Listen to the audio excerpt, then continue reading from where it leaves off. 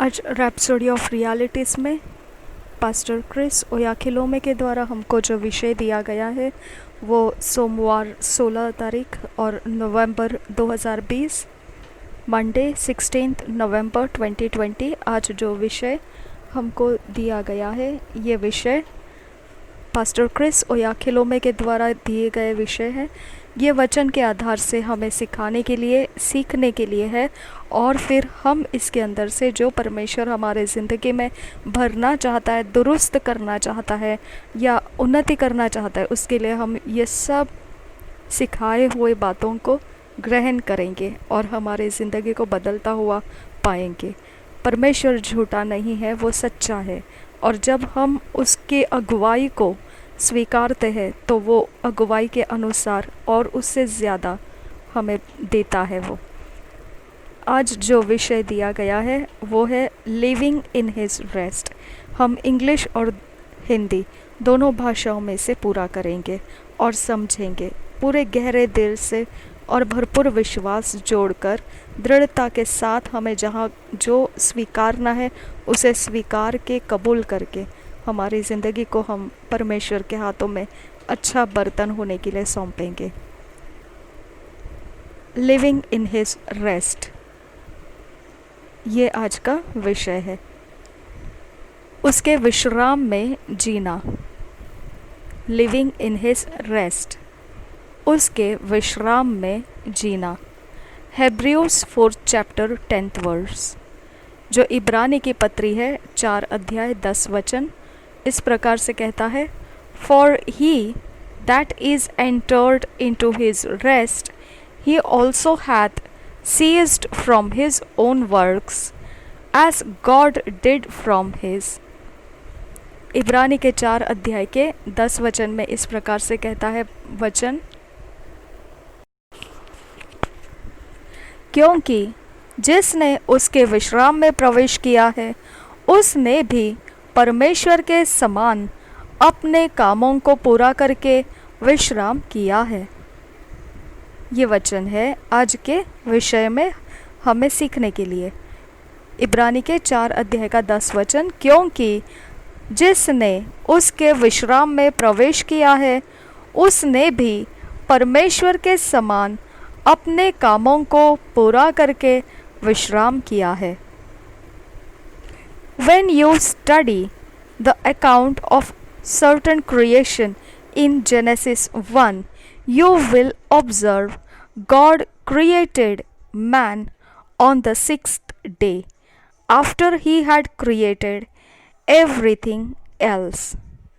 जब हम इस बात का अभ्यास करते हैं कि परमेश्वर जो सृष्टि करता है वह उत्पत्ति के पहले अध्याय में जो बताता है हम देख पाएंगे उससे कि परमेश्वर कहता है जो मनुष्य को सृष्टि किया गया वो 6वां दिन था और उसको सृष्टि करने के बाद सब कुछ के बाद वह मनुष्य को सृष्टि किया है। Satisfied, he rested from all his works on the 7th day। संतुष्ट होकर उसने अपने सारे कामों से 7वें दिन को विश्राम किया। उत्पत्ति के 2 अध्याय के 2 वचन में इसे कहा गया है। उत्पत्ति के 2 अध्याय का 2 वचन ये कहता है, और परमेश्वर ने अपना काम जिसे वह करता था 7वें दिन समाप्त किया और उसने अपने किए हुए सारे काम से 7वें दिन विश्राम किया। Man's first day in the earth was God's day of rest। मनुष्य का पहला दिन पृथ्वी के ऊपर परमेश्वर का विश्राम का दिन रहा। Adam didn't meet God working, he met him resting। आदम जो था वो परमेश्वर से काम कर रहा है, परमेश्वर इस अवस्था में नहीं मुलाकात किया बल्कि वह उस अवस्था में मुलाकात किया जब परमेश्वर विश्राम में था। It was not that God rested so that Adam could finish the rest of the work, no, God finished all the work before Adam was formed. आदम ने यह सब काम पूरा कर लिया होता जो बाकी रखा हुआ काम है, नहीं, परंतु परमेश्वर ने सब काम को पूरा कर दिया, आदम के भी पहले. Adam could finish the rest of the work. No, God finished all the work before Adam was formed. बल्कि परमेश्वर ने सब काम को पूरा किया इसके पहले कि आदम को सृष्टि किया हो. Adam was thus born into rest.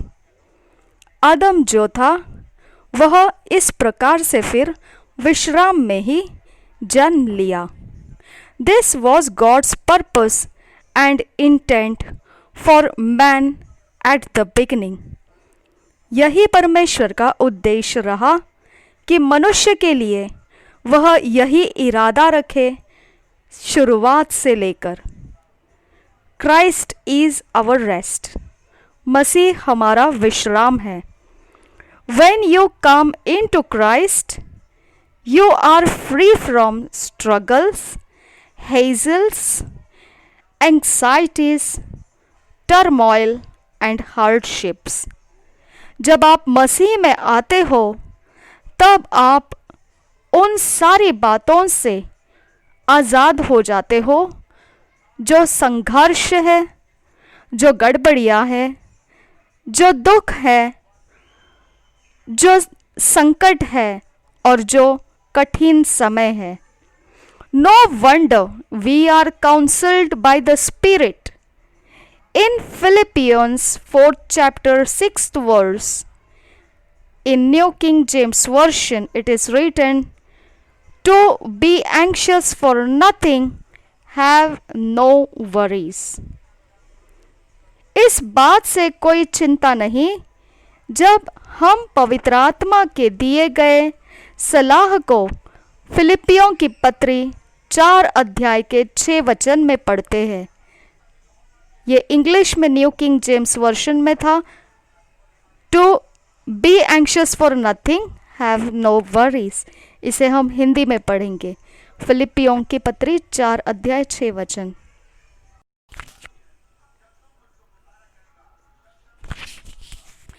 फिलिपियों 4 अध्याय 6 वचन.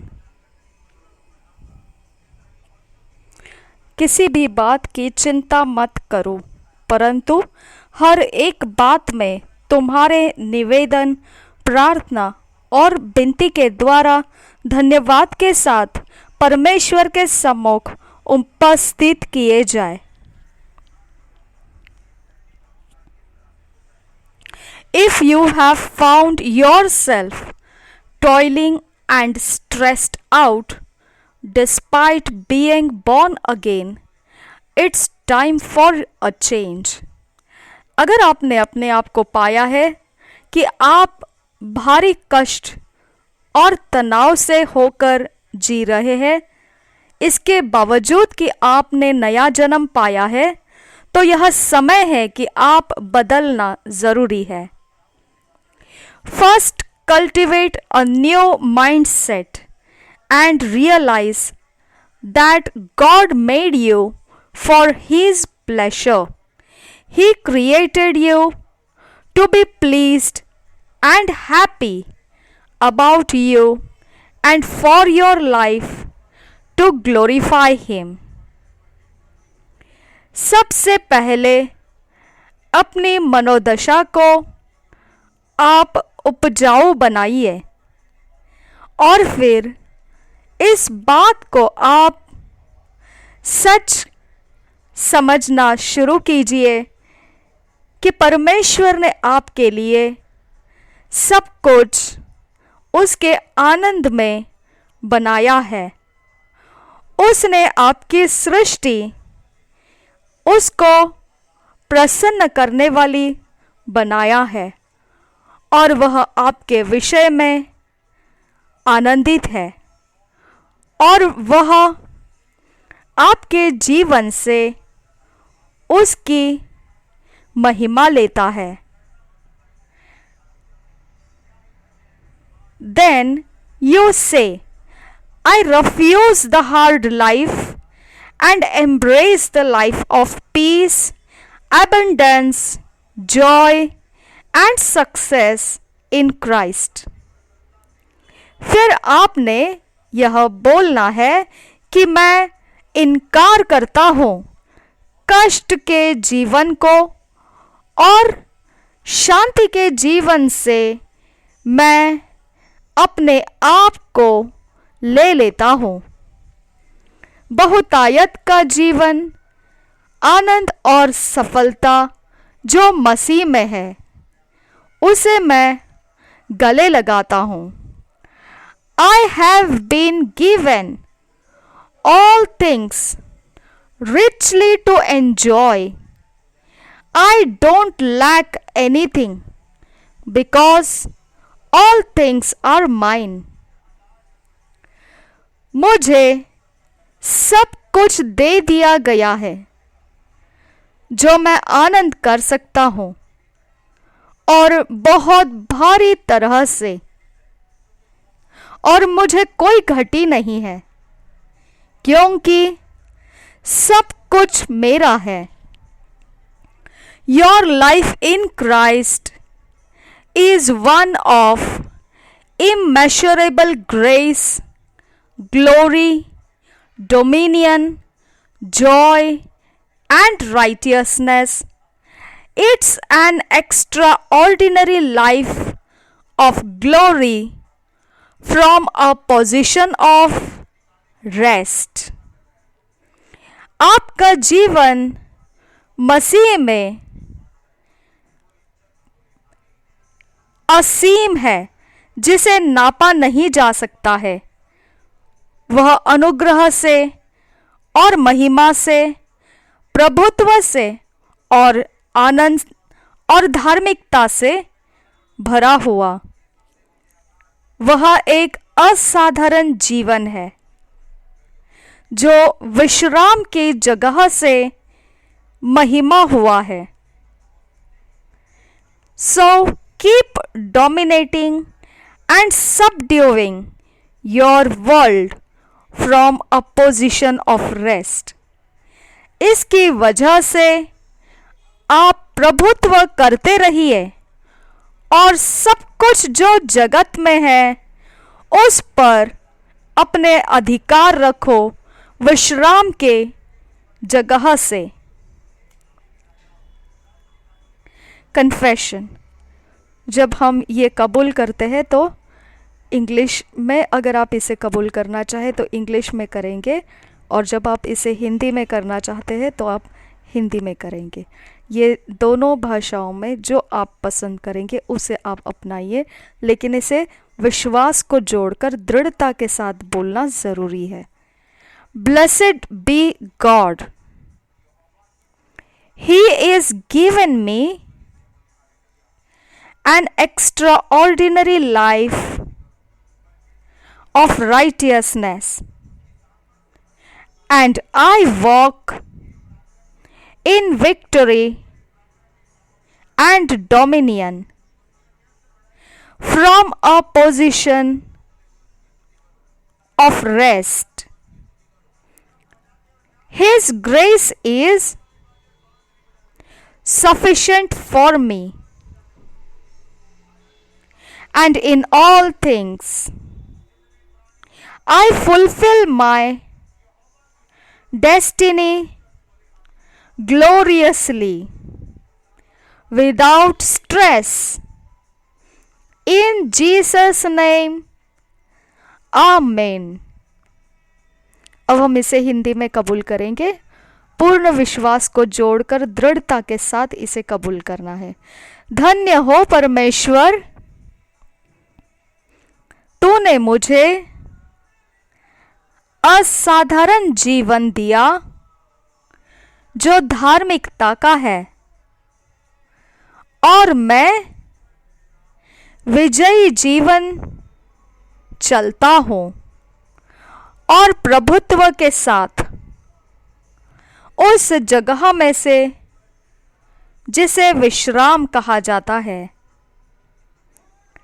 तेरा अनुग्रह मेरे लिए काफी है और सारी चीजों में मैं मंजिल को जो मुझे तूने दिया है उसे पूरा करता जाता हूं, वह भी महिमा से भरा हुआ और बिना तनाव के।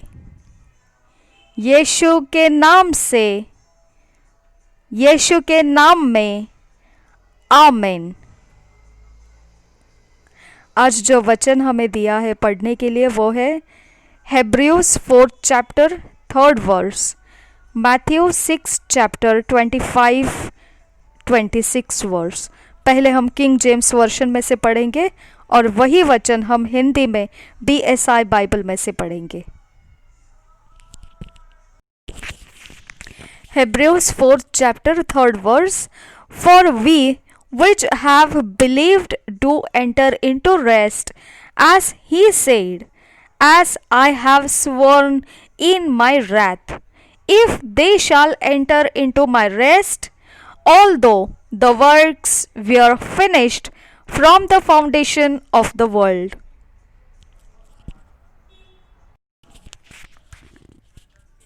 इब्रानियों की पत्री 4 अध्याय 3 वचन, परंतु हम जिन्होंने विश्वास किया है उस विश्राम में प्रवेश करते हैं, जैसा उसने कहा, मैंने अपने क्रोध में शपथ खाई कि वे मेरे विश्राम में प्रवेश करने न पाएंगे, यद्यपि जगत की उत्पत्ति के समय से उसके काम पूरे हो चुके थे। Matthew 6 chapter 25-26 verse, King James version में से पढ़ेंगे।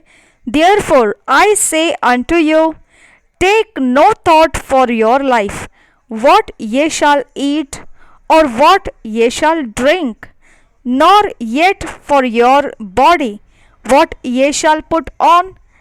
Is not the life more than meat, and the body than raiment? Behold, the fowls of the air, for they sow not, neither do they reap, nor gather into barns, yet your heavenly Father feedeth them. Are ye not much better than they?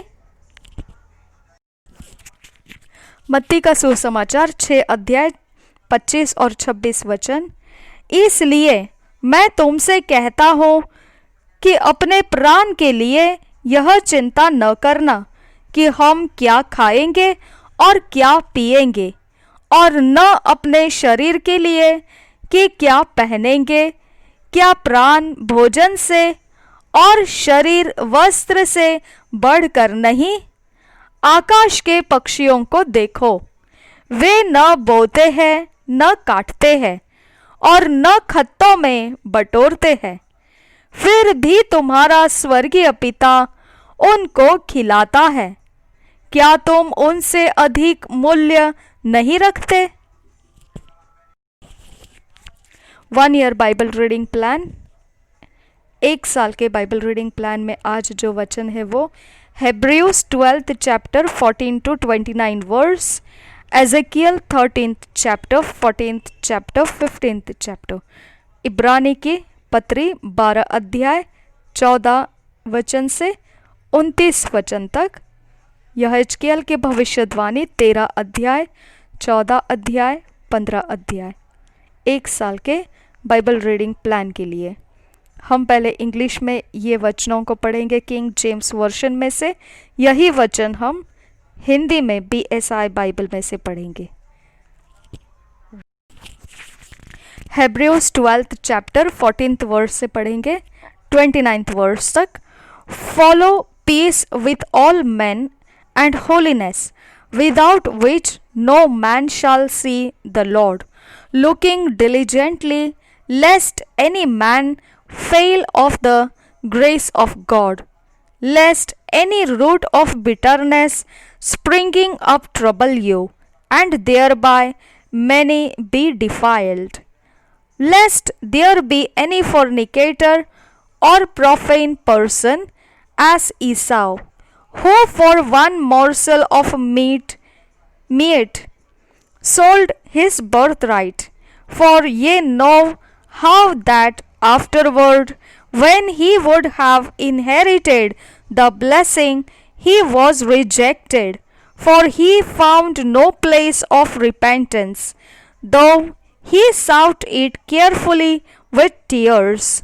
For ye are not come unto the mount that might be touched, and that burned with fire, nor unto blackness, and darkness, and tempest, and the sound of a trumpet, and the voice of words, voice that which voice they that heard entreated that the word should not be spoken to them any more.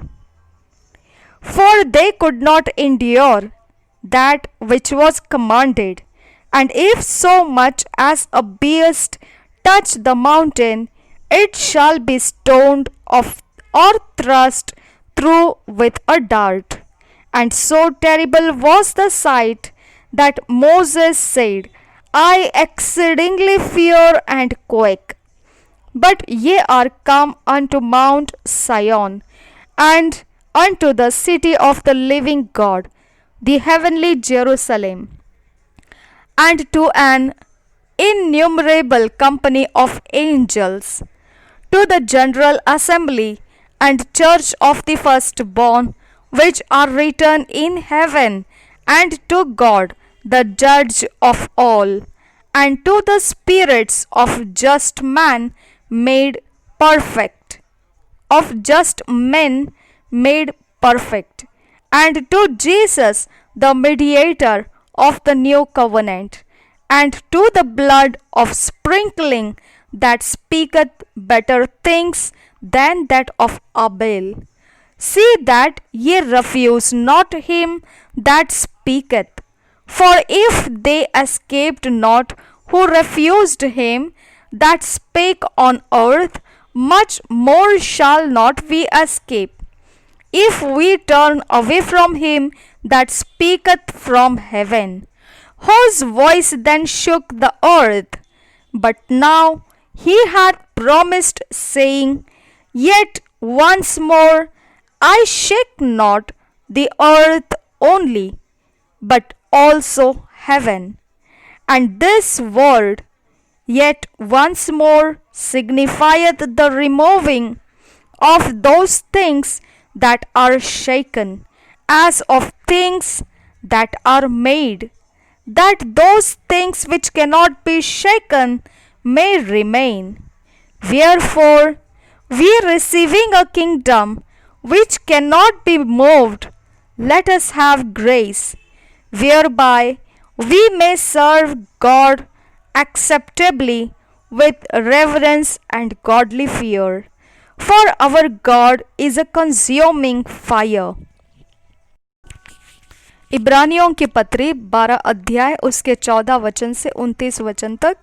सब से mail मिलाप रखो और उस पवित्रता के खोजी हो जिसके बिना कोई प्रभु को कदापि न देखेगा।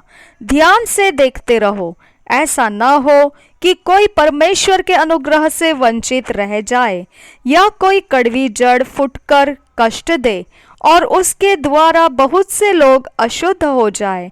ऐसा न हो कि कोई जन व्यभिचारी या एसाव के समान अधर्मी हो, जिसने एक बार के भोजन के बदले अपने पहलौठे होने का पद बेच डाला। तुम जानते हो कि बाद में जब उसने आशीष पानी चाहिए तो अयोग्य गिना गया और आंसू बहा बहा कर खोजने पर भी मन फिराव का अवसर उसे न मिला। तुम तो उस पहाड़ के पास जो छुआ जा सकता था और आग से प्रज्वलित था और काली घटा और अंधेरा और आंधी के पास और तुरही के ध्वनि और बोलने वाले के ऐसे शब्द के पास नहीं आए, जिसके सुनने वालों ने विनती की कि अब हम से और बातें न की जाए, क्योंकि वे उस आज्ञा को न सह सके। यदि कोई पशु भी पहाड़ को छुए तो उस पर पथराव किया जाए। और वह दर्शन ऐसा डरावना था कि मूसा ने कहा, मैं बहुत डरता और कांपता हूँ।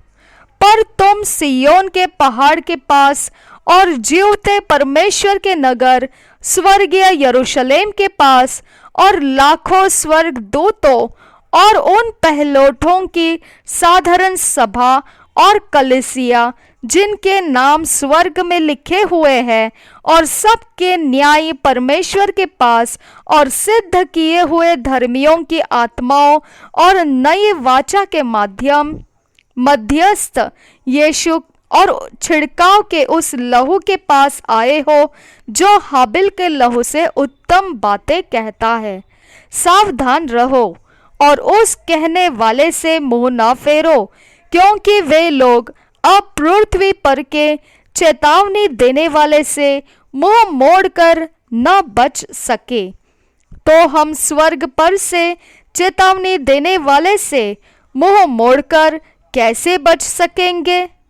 उस समय तो उसके शब्द ने पृथ्वी को हिला दिया, पर अब उसने यह प्रतिज्ञा की है, एक बार फिर मैं न केवल पृथ्वी को वरन आकाश को भी हिला दूंगा।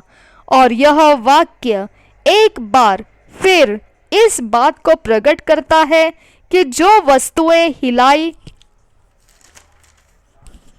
जाती है वे सृजी हुई वस्तुएं होने के कारण टल जाएंगी, ताकि जो वस्तुएं हिलाई नहीं जाती वे अटल बना रहे।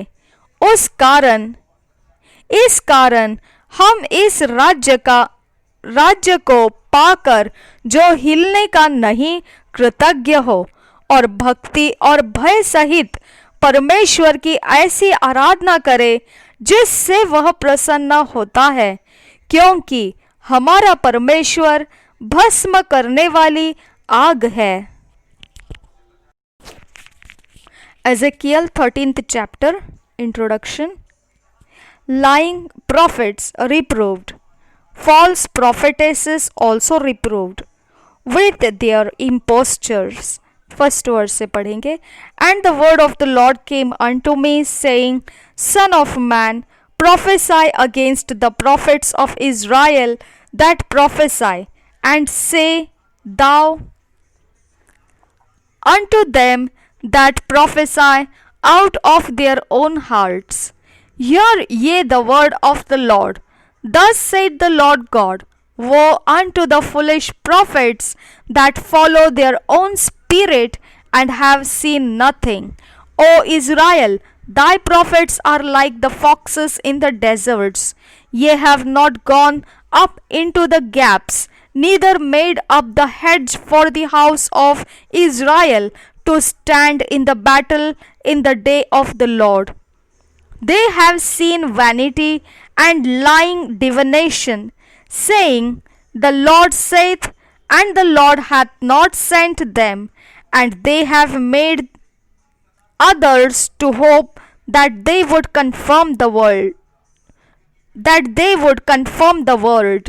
Have ye not seen a vain vision, and have ye not spoken a lying divination?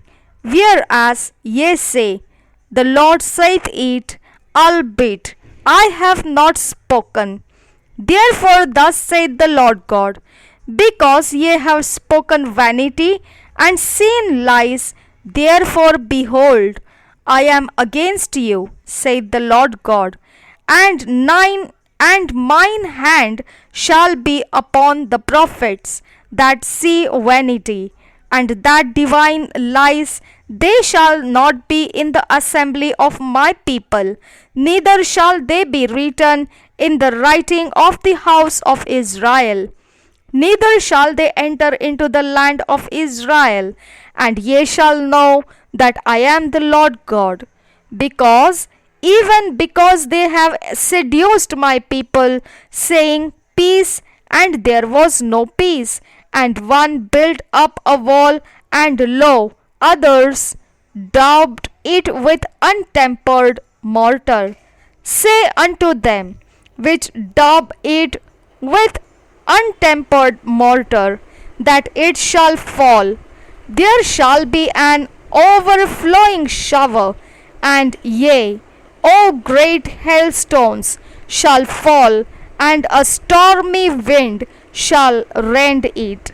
Lo, when the wall is fallen, shall it not be said unto you, where is the daubing, wherewith ye have daubed it? Therefore, thus saith the Lord God, I will even rend it with a stormy wind in my fury, and there shall be an overflowing shower in mine anger, and great hailstones in my fury to consume it. So will I break down the wall that ye have daubed with untempered mortar, and bring it down to the ground, so that the foundation thereof shall be discovered, and it shall fall, and ye shall be consumed in the midst thereof, and ye shall now know that I am the Lord. Thus will I accomplish my wrath upon the wall, and upon them that have daubed it with untempered mortar, and will say unto you, the wall is no more, neither they that daubed it. To wit, the prophets of Israel, which prophesy concerning Jerusalem, and which see visions of peace for her, and there is no peace, saith the Lord God. Likewise, thou son of man, set thy face against the daughters of thy people, which prophesy out of their own heart, and prophesy thou against them, and say, Thus saith the Lord God, woe to the women that sew pillows to all armholes, and make kerchiefs upon the head of every stature, to hunt souls. Will ye hunt the souls of my people, and will ye save the souls alive that come unto you? And will ye pollute me among my people for handfuls of barley, and for pieces of bread, to slay the souls that should not die, and to save the souls alive that should not live, by your lying to my people that hear your lies? Wherefore thus saith the Lord God, Behold, I am against your pillows, wherewith ye there hunt the souls to make them fly, and I will tear them from your arms, and will let the souls go, even the souls that ye hunt to make them fly. Your kerchiefs also will I tear, and deliver my people out of your hand, and they shall be no more in your hand to be hunted. And ye shall know that I am the Lord, because with lies ye have made the heart of the righteous sad, whom I have not made sad, and strengthened the hands of the wicked, that he should not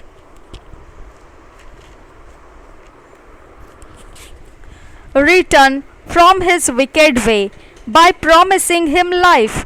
Therefore ye shall see no more vanity, nor divine divinations, for I will deliver my people out of your hand, and ye shall know that I am the Lord.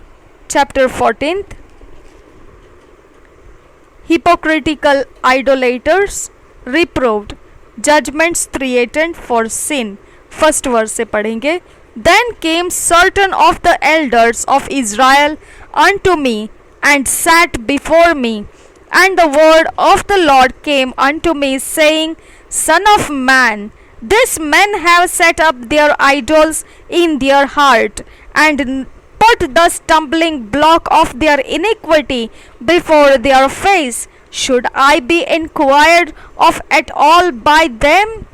Therefore speak unto them, and say unto them, Thus saith the Lord God, Every man of the house of Israel that setteth up his idols in his heart, and putteth the stumbling block of his iniquity before his face, and cometh to the prophet, I the Lord will answer him that cometh according to the multitude of his idols, that I may take the house of Israel in their own heart, because they are all estranged from me through their idols.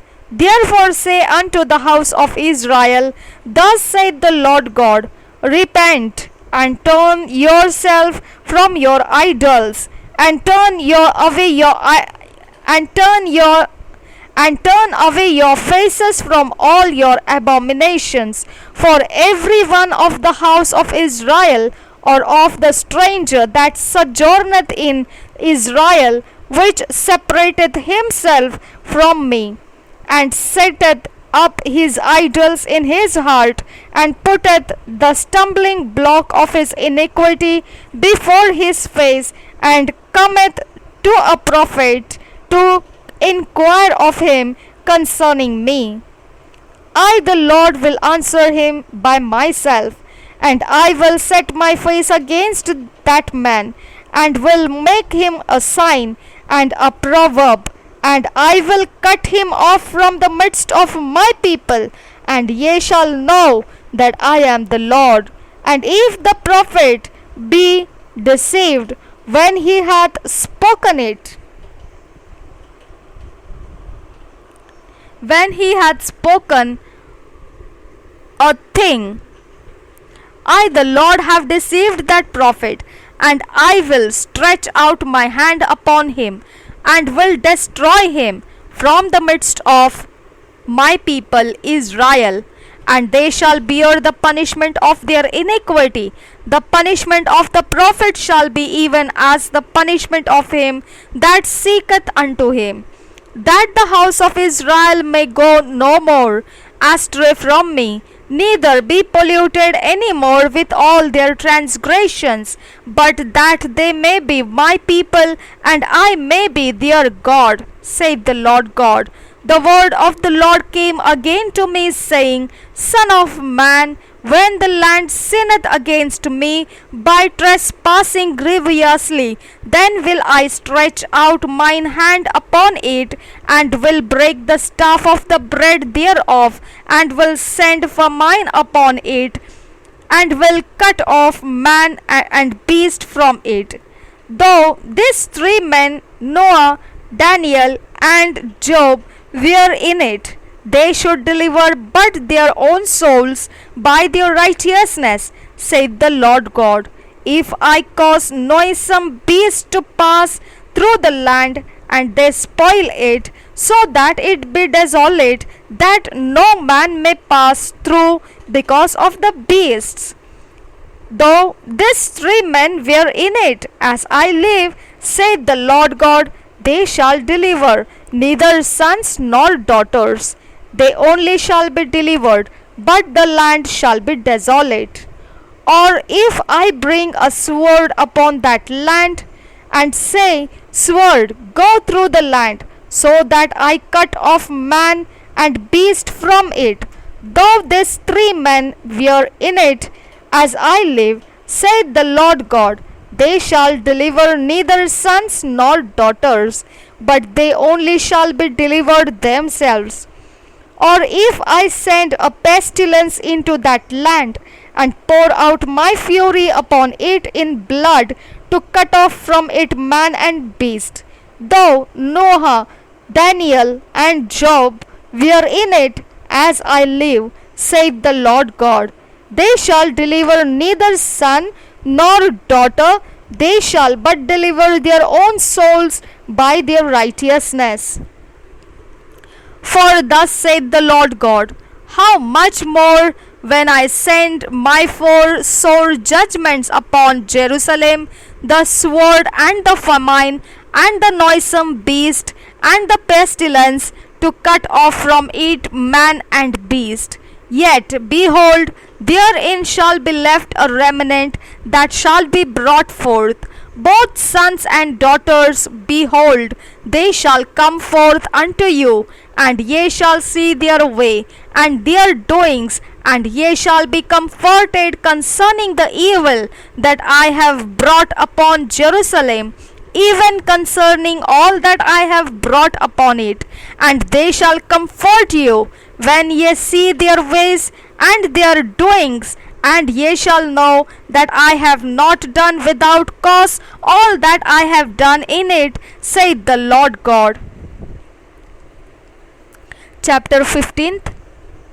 By the unfitness of the vine branch for any work is assured Jerusalem's rejection. First verse से पढ़ेंगे.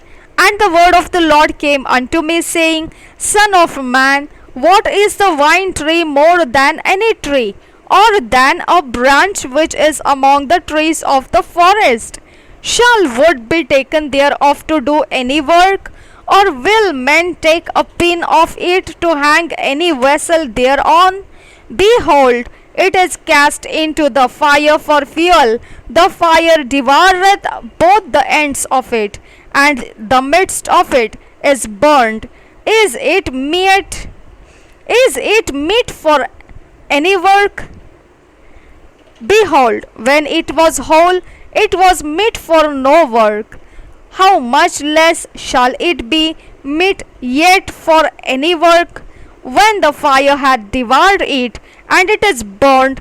Therefore, thus saith the Lord God, as the vine tree among the trees of the forest, which I have given to the fire for fuel, so will I give the inhabitants of Jerusalem, and I will set my face against them.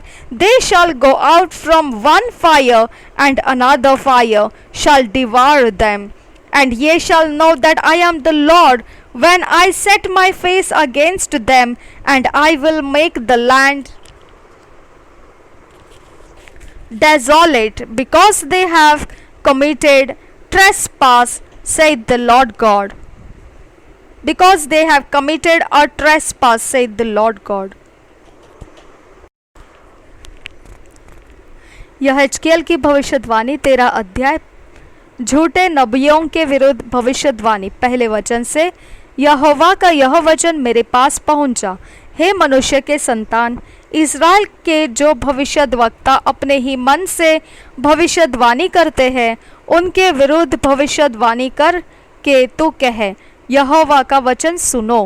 प्रभु यहोवा यों कहता है, हाय उन मूढ़ भविष्यद्वक्ताओं पर जो अपनी ही आत्मा के पीछे भटक जाते हैं और कुछ दर्शन नहीं पाया. हे इज़राइल, तेरे भविष्यद्वक्ता खंडहरों में की लोमड़ियों के समान बने हैं. तुमने दरारों में चढ़कर इज़राइल के घराने के लिए दीवार नहीं सुधारी, जिससे वे यहोवा के दिन युद्ध में स्थिर रह सकते. वे लोग जो कहते हैं, यहोवा की यह वाणी है, उन्होंने भावी का व्यर्थ और झूठा दावा किया है, और तब भी यह आशा दिलाई कि यहोवा यह वचन पूरा करेगा. तो भी यहोवा ने उन्हें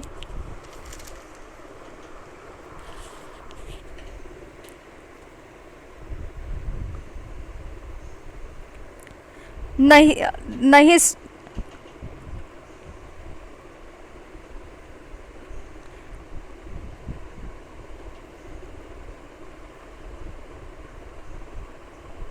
तो भी यहोवा ने उन्हें नहीं भेजा. अब 7 वचन से आगे, क्या तुम्हारा दर्शन झूठा नहीं है, और क्या तुम झूठ मूठ भावी नहीं कहते? तुम कहते हो यहोवा की यह वाणी है, परंतु मैंने कुछ नहीं कहा है. इस कारण प्रभु यहोवा तुमसे यो कहता है, तुमने जो व्यर्थ बात कही और झूठे दर्शन देखे हैं, इसलिए मैं तुम्हारे विरुद्ध हूँ. प्रभु यहोवा की यही वाणी है, जो भविष्यद्वक्ता झूठे दर्शन देखते और झूठ मूठ भावी कहते हैं, मेरा हाथ उनके विरुद्ध होगा, और वे मेरी प्रजा की मंडली में भागी न होंगे, न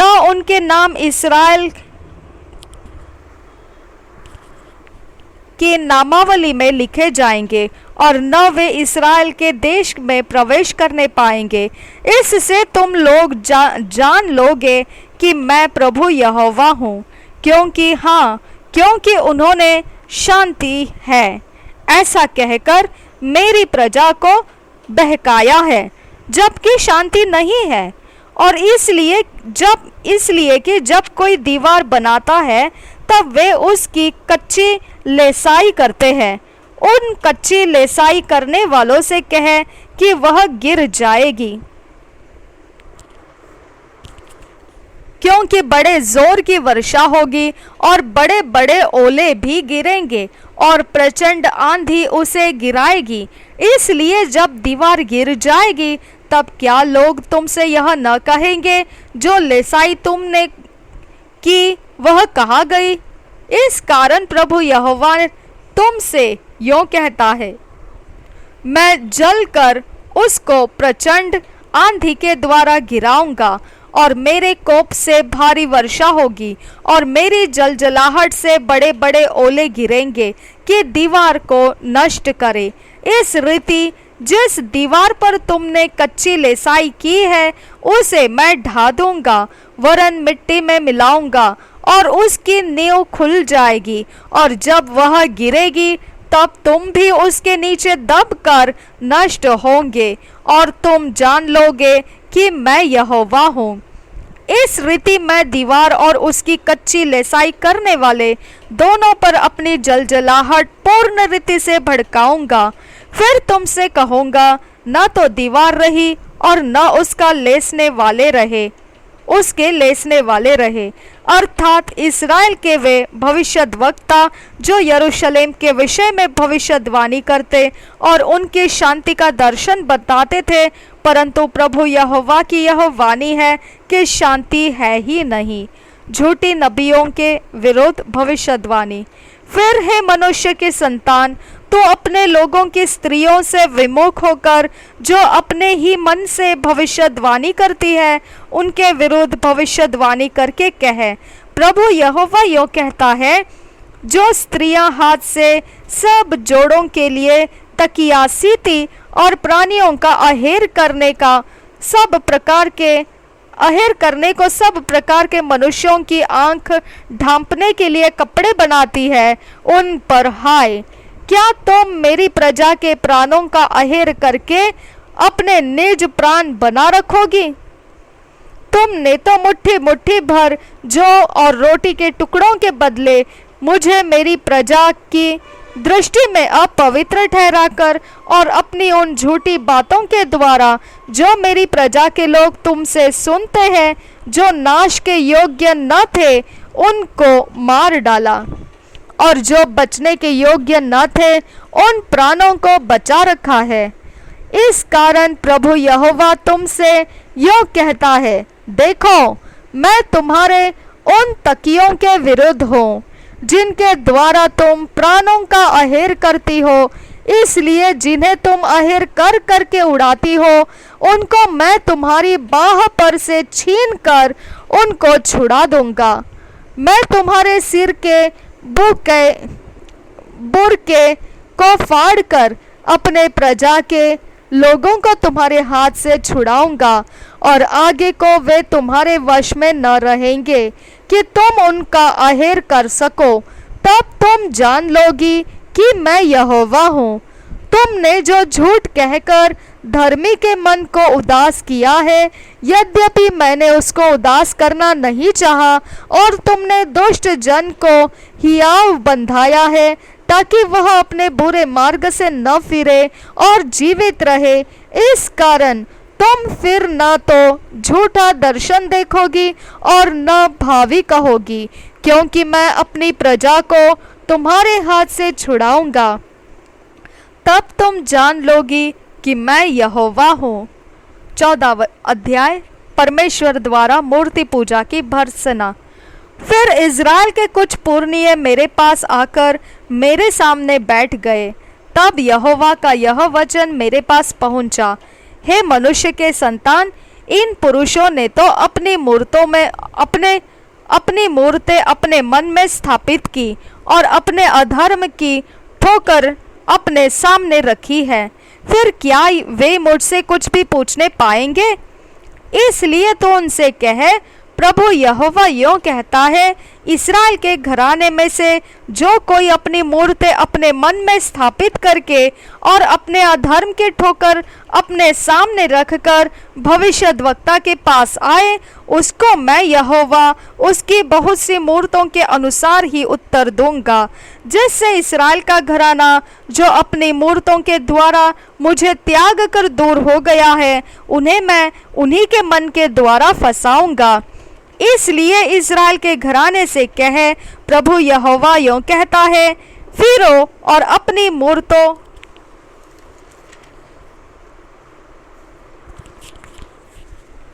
को पीठ के पीछे करो और अपने सब घृणित कामों से मुंह मोड़ो, क्योंकि इस्राएल के घराने में से और उसके बीच रहने वाले परदेशियों में से भी कोई क्यों न हो जो मेरे पीछे हो लेना छोड़कर अपनी मूर्तें अपने मन में स्थापित करे और अपने अधर्म की ठोकर अपने सामने रखे और तब मुझसे अपनी कोई बात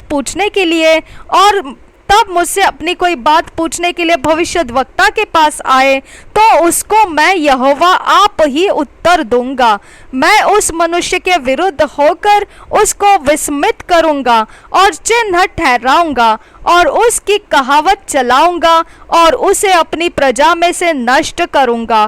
तब तुम लोग जान लोगे कि मैं यहोवा हूँ। यदि भविष्यद्वक्ता ने धोखा खाकर कोई वचन कहा हो, तो जानो कि मुझ यहोवा ने उस भविष्यद्वक्ता को धोखा दिया है और मैं अपना हाथ उसके विरुद्ध बढ़ाकर उसे अपनी प्रजा इस्राएल में से नष्ट करूंगा। वे सब लोग अपने अपने अधर्म का बोझ उठाएंगे, अर्थात जैसा भविष्यद्वक्ता से पूछने वाले का अधर्म ठहरेगा, वैसा ही भविष्यद्वक्ता का भी अधर्म ठहरेगा, ताकि इस्राएल का घराना आगे को मेरे पीछे हो लेना न छोड़े और न अपने भांति भांति के अपराधों के द्वारा आगे को अशुद्ध बने, वरन वे मेरी प्रजा बने और मैं उनका परमेश्वर ठहरूं। प्रभु यहोवा की यही वाणी है। नूह, दानियल और अय्यूब 12 वचन से आगे। तब यहोवा का यह वचन मेरे पास पहुंचा, हे मनुष्य के संतान, जब किसी देश के लोग मुझसे विश्वासघात करके पापी हो जाए और मैं अपना हाथ उस देश के विरुद्ध बढ़ाकर उसका अन्न रूपी आधार दूर करूं और उसमें अकाल डालकर उसमें से मनुष्य और पशु दोनों का नाश करूं, तब चाहे उसमें नूह, दानियल और अय्यूब ये तीनों पुरुष हो, तो भी वे अपने धर्म के द्वारा केवल अपने ही प्राणों को बचा सकेंगे। प्रभु यहोवा की यही वाणी है। यदि मैं किसी देश में दुष्ट जंतु भेजूं जो उसको निर्जन करके उजाड़ डाले और जंतुओं के कारण कोई उसमें होकर न जाए, तो चाहे उसमें वे 3 पुरुष हो, तो भी प्रभु यहोवा की यह वाणी है, मेरे जीवन की सौगंध, न वे पुत्रों को और न पुत्रियों को बचा सकेंगे, वे ही अकेले बचेंगे, परंतु देश उजाड़ हो जाएगा। यदि मैं उस देश पर तलवार खींचकर कहूँ, हे तलवार उस देश में चल, और इस रीति मैं उसमें से मनुष्य और पशु नष्ट करूँ, तब चाहे उसमें वे 3 पुरुष भी हो, तो भी प्रभु यहोवा की यह वाणी है, मेरे जीवन की सौगंध, न तो वे पुत्रों को और न पुत्रियों को बचा सकेंगे, वे ही अकेले बचेंगे। यदि मैं उस देश में मरी फैलाऊं और उस पर अपनी जल जलाहट भड़काकर उसका लहू ऐसा बहाऊं कि वहां के मनुष्य और पशु दोनों नष्ट हो, तो चाहे नूह, दानियल और अय्यूब भी उसमें हो, तो भी प्रभु यहोवा की यह वाणी है, मेरे जीवन की सौगंध, वे न पुत्रों को और न पुत्रियों को बचा सकेंगे। अपने धर्म के द्वारा वे केवल अपने ही प्राणों को बचा सकेंगे। क्योंकि प्रभु यहोवा यूं कहता है, मैं यरूशलेम पर अपने चारों दंड पहुंचाऊंगा, अर्थात तलवार, अकाल, दुष्ट जंतु और मरी, जिनसे मनुष्य और पशु सब उसमें से नष्ट हो। तो तो भी उसमें थोड़े से पुत्र पुत्रियां बचेगी जो वहां से निकाल कर तुम्हारे पास पहुंचाई जाएगी, और तुम उनके चाल चलन और कामों को देखकर उस विपत्ति के विषय में जो मैं यरूशलेम पर डालूंगा, वरन जितनी विपत्ति मैं उस पर डालूंगा, उस सब के विषय में शांति पाओगे। जब तुम उनका चाल चलन और काम देखो, तब वे तुम्हारी शांति के कारण होंगे, और तुम जान लोगे कि मैंने यरूशलेम में जो कुछ किया वह बिना कारण नहीं किया। प्रभु यहोवा की यही वाणी है। अंगूर की लता का उदाहरण 15 अध्याय पहले वचन से। फिर यहोवा का यह वचन मेरे पास पहुंचा, हे मनुष्य के संतान, सब वृक्षों में अंगूर की लता की क्या श्रेष्ठता है? अंगूर की शाखा जो जंगल के पेड़ों के बीच उत्पन्न होती है, उसमें क्या गुण है? क्या कोई वस्तु बनाने के लिए उसमें से लकड़ी ली जाती, या कोई बर्तन टांगने के लिए उसमें से खूंटी बन सकती है? वह तो ईंधन बनाकर आग में झोंकी जाती है। उसके दोनों सिरे आग से जल जाते और उसके बीच का भाग भस्म हो जाता है। क्या वह किसी भी काम की है? देख, जब वह बनी थी तब भी वह किसी काम की न थी। फिर जब वह आग का ईंधन होकर भस्म हो गई है, तब किस काम की हो सकती है? इसलिए प्रभु यहोवा यूं कहता है, जैसे जंगल के पेड़ों में से मैं अंगूर की लता को आग का ईंधन कर देता हूँ, वैसे ही मैं यरूशलेम के निवासियों का नाश कर दूंगा। मैं उनके विरुद्ध होऊंगा और वे एक आग में से निकलकर फिर दूसरी आग का ईंधन हो जाएंगे, और जब मैं उनसे विमुख होऊंगा, तब तुम लोग जान लोगे कि मैं यहोवा हूँ। मैं उनका देश उजाड़ दूंगा, क्योंकि उन्होंने मुझसे विश्वासघात किया है। प्रभु यहोवा की यही वाणी है। 2 years Bible reading plan. 1 John 3rd chapter 1 to 12 verse. Ezekiel 47th chapter. 2 साल के बाइबल रीडिंग प्लान में पहला यूहन्ना 3 अध्याय 1 से 12 वचन, और यहेजकेल की भविष्यवाणी 47 अध्याय। हम पहले इंग्लिश में इसे पढ़ेंगे, किंग जेम्स वर्शन में से, फिर हिंदी में इसे पढ़ेंगे BSI बाइबल में से।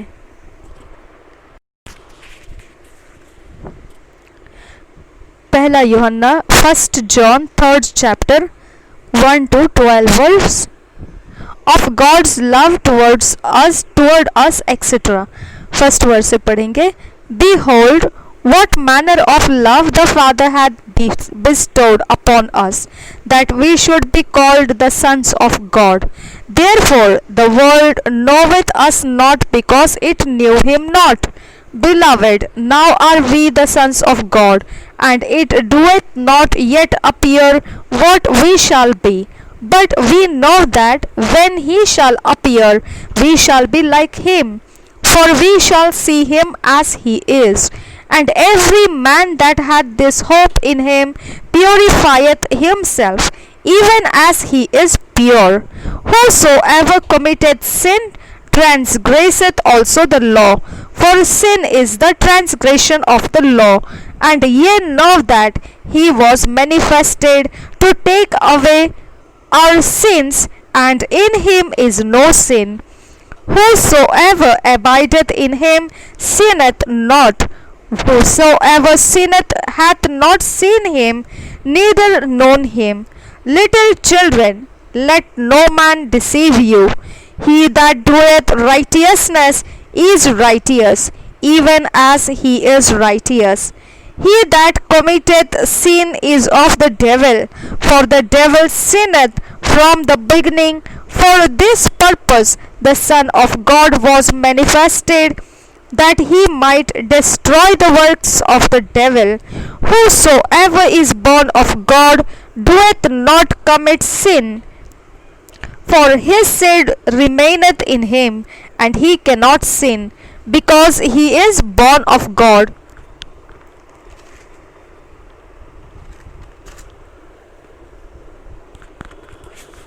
10th verse.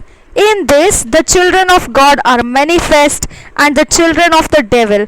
Whosoever doeth not righteousness is not of God, neither he that loveth not his brother. For this is the message that ye heard from the beginning, that we should love one another. 12th verse.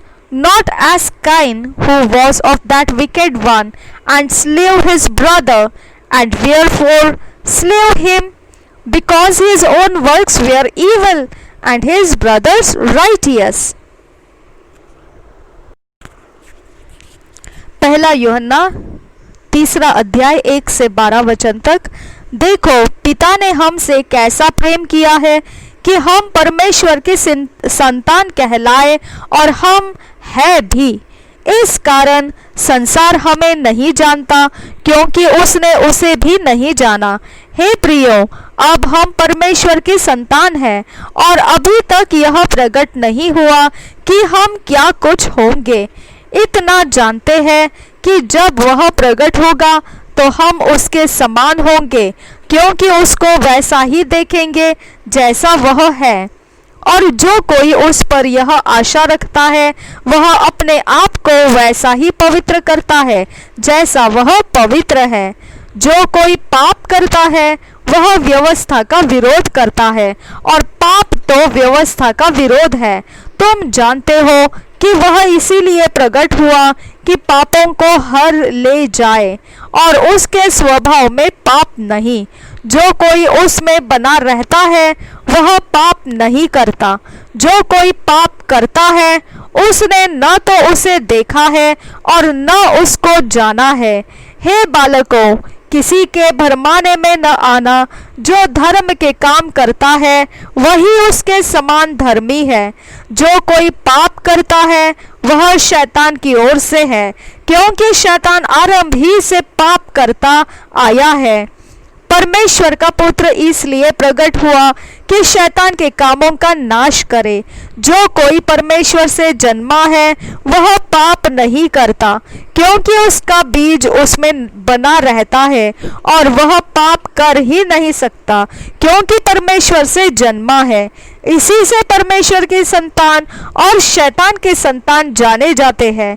जो कोई धर्म के काम नहीं करता, वह परमेश्वर से नहीं, और न वह जो अपने भाई से प्रेम नहीं रखता। एक दूसरे से प्रेम रखो, क्योंकि जो समाचार तुमने आरंभ से सुना, वह यह है कि हम एक दूसरे से प्रेम रखें, और काइन के समान न बने, जो उस दुष्ट से था, और जिसने अपने भाई को घात किया। और उसे किस कारण घात किया? उस कारण कि उसके काम बुरे थे और उसके भाई के काम धर्म के थे। Ezekiel 47 chapter, the vision of the holy waters, etc. First verse से पढ़ेंगे। Afterward he brought me again unto the door of the house, and behold, waters issued out from under the threshold of the house, eastward, for the forefront of the house stood toward the east, and the waters came down from under from the right side of the house at the south side of the altar. Then brought he me out of the way of the gate northward, and led me about the way without unto the utter gate by the way that looketh eastward, and behold, there ran out waters on the right side. And when the man that had the line in his hand went forth eastward, he measured 1,000 cubits, and he brought me through the waters. The waters were to the ankles. Again he measured 1,000, and brought me through the waters. The waters were to the knees. Again he measured 1,000, and brought me through the waters were to the loins. Afterward he measured 1,000, and it was a river that I could not pass over, for the waters were risen, waters to swim in, a river that could not be passed over. And he said unto me, Son of man, hast thou seen this? Then he brought me and caused me to return to the brink of the river. Now when I had turned, behold, at the bank of the river were very many trees on the one side and on the other. Then said he unto me, These waters issue out toward the east country, and go down into the desert, and go into the sea, which being brought forth into the sea, the waters shall be healed. And it shall come to pass that everything that liveth, which moveth whithersoever the rivers shall come, and shall live. And there shall be a very great multitude of fish, because these waters shall come thither, for they shall be healed, and everything shall live whither the river cometh. And it shall come to pass that the fishers shall stand upon it, and upon it from En-gedi even unto En-gelam. There shall be a place to spread forth nets. Their fish shall be according to their kinds, as the fish of the great sea, exceeding many. But the miry places thereof and the marishes thereof shall not be healed. They shall be given to salt, and by the river upon the bank thereof, on this side and on that side, shall grow all trees for meat, whose leaf shall not fade, neither shall the fruit thereof be consumed. It shall bring forth new fruit according to his months, because their waters they issued out of sanctuary, and the fruit thereof shall be for meat, and the leaf thereof for medicine. Thus saith the Lord God, This shall be the border whereby ye shall inherit the land according to the 12 tribes of Israel. Joseph shall have 2 portions, and ye shall inherit it, one as well as another, concerning the which I lifted up mine hand to give it unto your fathers. And this land shall fall unto you for inheritance. And this shall be the border of the land toward the north side, from the great sea, the way of Hidlon Asmi. Go to Zedad, Hamath, Boratha, Sibram, which is between the border of Damascus and the border of Hamath, Hazar Tikon, which is by the coast of Hauran. And the border from the sea shall be Hazarenan, the border of Damascus, and the northeastward, and the border of Hamath, and this is the north side. And the east side ye shall measure from Haurah, and from Damascus, and from Gilead, and from the land of Israel by Jordan, from the border unto the east sea, and this is the east side.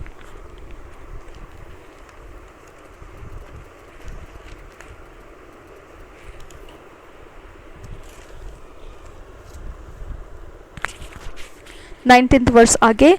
And the south side southward from Tamar even to the waters of strife in Kadesh, the river to the great sea, and this is the south side southward. The west side also shall be the great sea from the border till a man come over against Hamath. This is the west side. So shall ye divide this land unto you according to the tribes of Israel. And it shall come to pass that ye shall divide it by lot for an inheritance unto you, and to the strangers that sojourn among you, which shall beget children among you, and they shall be unto you as born in the country among the children of Israel. They shall have inheritance with you among the tribes of Israel. And it shall come to pass that in what tribe the stranger sojourneth, they shall ye give him his inheritance, saith the Lord God. यहेजकेल की भविष्यवाणी 47 अध्याय। मंदिर से बहता सोता। पहले वचन से, फिर वह मुझे भवन के द्वार पर लौटा ले गया और भवन के डेवढ़ी के नीचे से एक सोता निकलकर पूर्व की ओर बह रहा था।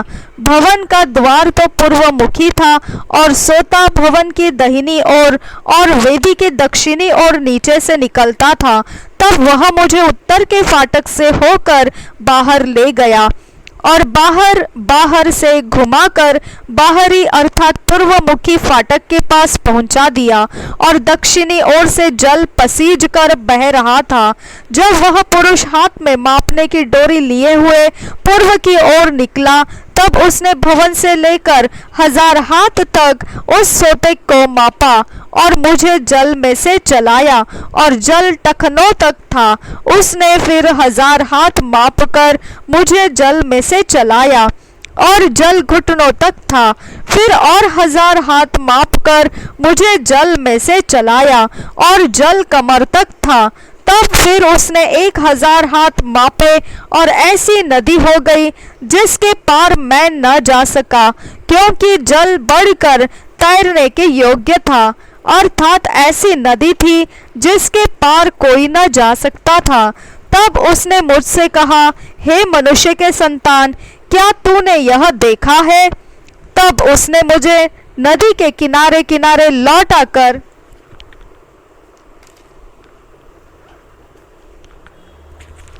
पहुंचा दिया। लौटकर मैंने क्या देखा कि नदी के दोनों तटों पर बहुत से वृक्ष हैं। तब उसने मुझसे कहा,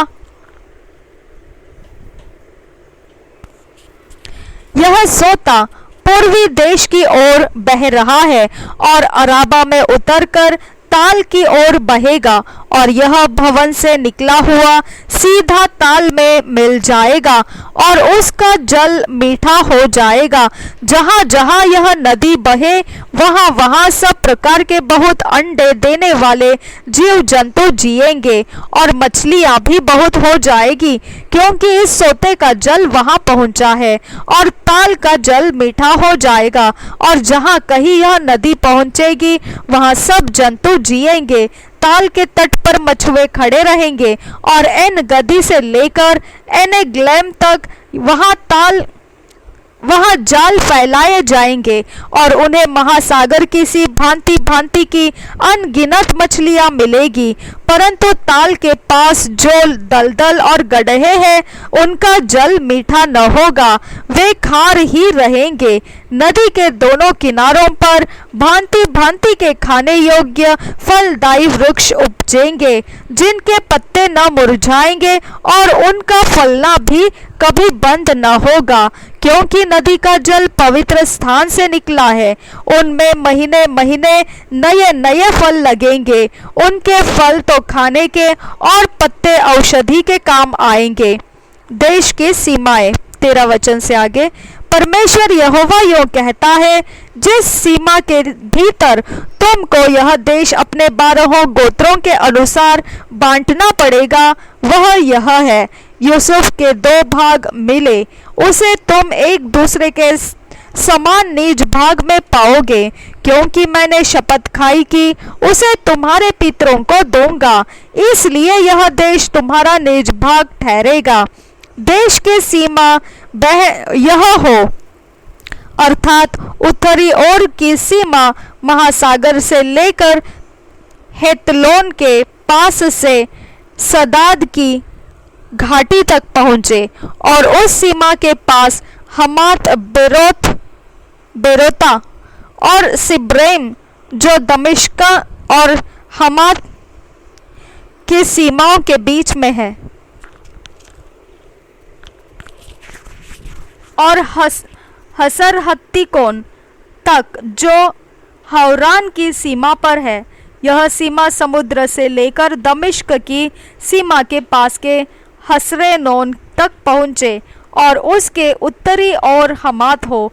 उत्तर की सीमा यही हो। पूर्वी सीमा जिसके एक और हौरान, दमिश्क और वर्दन, यर्दन की और गिलाद और इस्राएल का देश हो। उत्तरी सीमा से लेकर पूर्वी ताल तक उसे मापना। पूर्वी सीमा तो यही हो। दक्षिणी सीमा तामार से लेकर कादेश के मरोबोत नामक सोते तक अर्थात मिस्र के नाले तक और महासागर तक पहुँचे। दक्षिणी सीमा यही हो। पश्चिमी सीमा दक्षिणी सीमा से लेकर हमात की घाटी के सामने तक का महासागर हो। पश्चिमी सीमा यही हो। इस प्रकार देश को इस्राएल के गोत्रों के अनुसार आपस में बांट लेना। इसको आपस में और उन परदेशियों के साथ बांट लेना जो तुम्हारे बीच रहते हुए बालकों को जन्माए।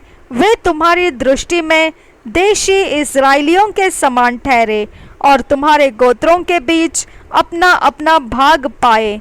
जो परदेशी जिस गोत्र के देश में रहता हो उसको वहाँ भाग देना। परमेश्वर यहोवा की उसको वही भाग देना। परमेश्वर यहोवा की यही वाणी है।